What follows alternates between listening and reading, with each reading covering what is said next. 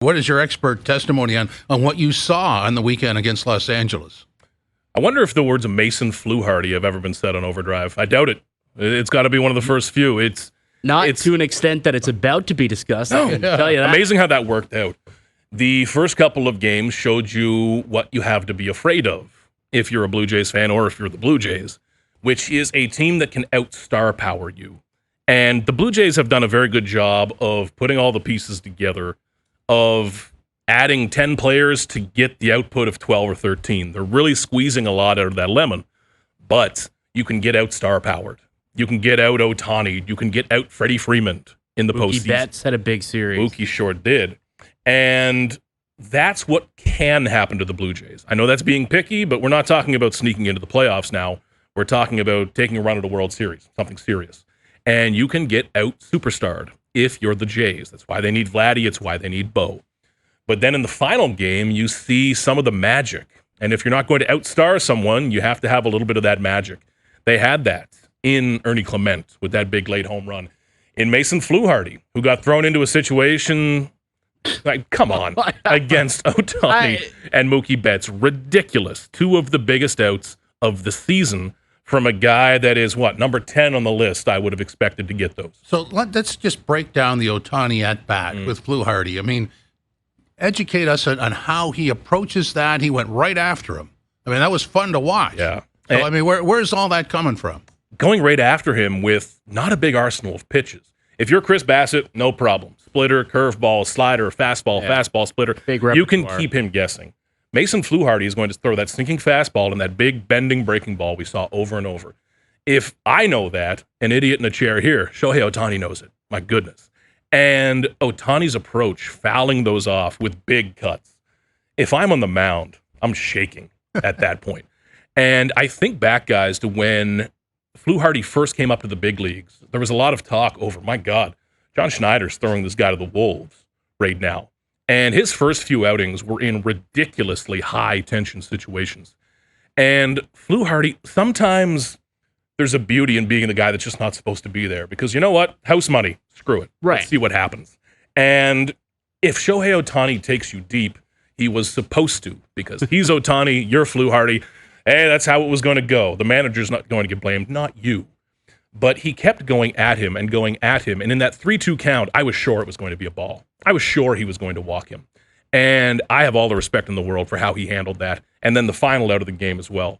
And, man, the over-under on cold beers on that charter flight home for Fluharty and the guys. Take the over. But just an incredible performance, indicative of how this Jays team works. Man, it was not supposed to be Fluharty, but it had to be, and he did it. But that's kind of what this team's done all year, where they've had these unsung heroes come up in big moments. Whether it's, at times it's been Lo Perfido, since he's come up after the All-Star break. How many big moments has Barger had, who wasn't on this team at the start of the season, right? Ernie Clement has come up with some big things. Miles Straw, Dalton Varsho, like the guys who aren't stars have come through. That internal improvement has kind of come through. And last night was Mason Fluharty's turn. Louis Varland deserves a lot of credit for that, too. Yeah. Kind of stop the bleeding. Because, that was not a good outing for Eric Lauer. Probably the worst outing that he's had so far this year. It's been a nice season for Lauer.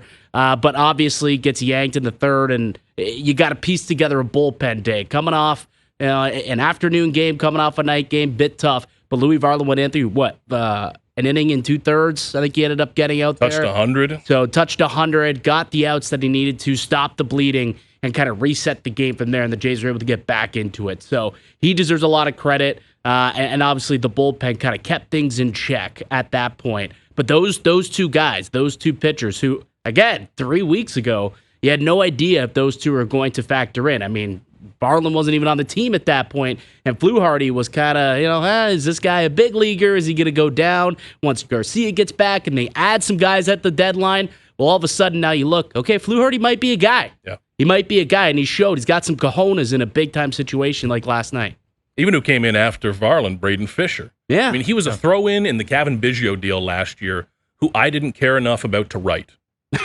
And it's at this point of the season, when I see a trade like that go down, you make a decision. There's a certain bar that something needs to clear for me to write a story or tweet about it. And I remember looking at these stats. Okay, Braden Fisher, he's in the minors. These are his numbers. Okay, whatever. That can be a note at the bottom of a notebook. Now he is one of the most important relievers in this entire bullpen. I look at the lineup yesterday. 5 on down. Ty France, Dalton Varsho, Ernie Clement, Loperfido, Tyler Heineman. It's, guys, it makes me think to spring training when I shouldn't say waste all that time because I love being in Florida in February and March. But so many times where I'm here on Overdrive and I'm talking about, hey, guys, hear the mighty word of baseball. Here's what's going to happen this year. Yeah. Here's the player that's going to be important here. These are names we never talked about. I never said Braden Fisher's name. I never talked about Ernie Clement being not just a fill-in guy, but a legitimate starter, a high upside player. Yeah. Amazing. He's one of the more underrated players in the AL, I think. They're getting it from everywhere. And it's still happening, guys. It's August 11th. A month in, I thought, hey, luck, poof, it's gone. It's still happening. Well, but it happens with the game on the line. It's not something that you look at the box score and go, hey, this guy did this and it was early in the game. It's with the game on the line. Somebody steps up, delivers a hit. I mean, there's Clement yesterday with the big home run after a fielding error, and they bounce back, don't they? Ernie Clement, like that big home run in that moment blows me away because he's built for speed, for contact. Ernie's an incredible athlete. You put him in a competition of 5 or 6 different sports, one of the best all-around athletes in Major League Baseball. But I've had meals bigger than the guy. Ernie is not a large person. He is your classic middle infielder who is quick and twitchy, but not built for power. You can see him there, but turning on that pitch in the right spot, knowing who he is. Ernie Clement impresses me so much, guys, because a classic story of someone who, again, when the Blue Jays claimed him, I believe it was from the A's in spring training, I don't think I bothered to write a story that day because it was another, mid-March, this guy is going to plug in AAA. I see 10 of these a year.